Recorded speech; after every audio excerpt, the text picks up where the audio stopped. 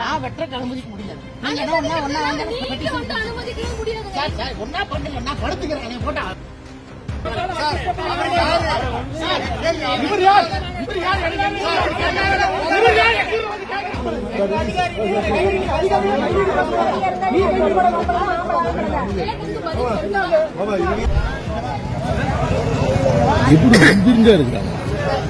ஆமா, இது குடிய 150 வருஷம் பழமையான மரம், அதை வெட்டுறதுக்கு நாங்க விட மாட்டோம்.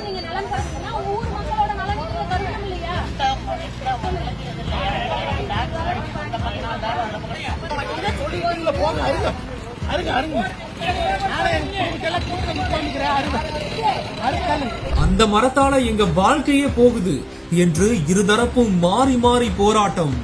ஜேசிபி மீது ஏறி மரத்தின் உச்சி பகுதியை மட்டும் வெட்டி அகற்றிய அதிகாரிகள்.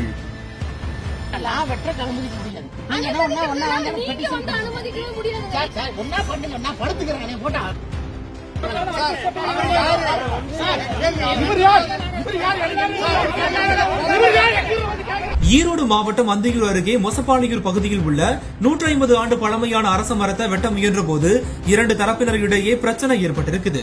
மரத்தை பாதுகாக்க வேண்டும் என ஒரு தரப்பினர் மரத்தின் அடியில் அமர்ந்து போராட்டத்தில் ஈடுபட்டிருக்காங்க.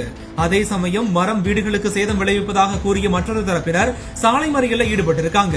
இந்த நிலையில தான் போலீசார் மற்றும் வனத்துறை அதிகாரிகள் இரு தரப்பினருடனும் பேச்சுவார்த்தை நடத்தி இருதரப்புக்கும் சாதகமாக மரத்தின் மேல் பகுதியை மட்டும் வெட்டி அகற்றியிருக்காங்க.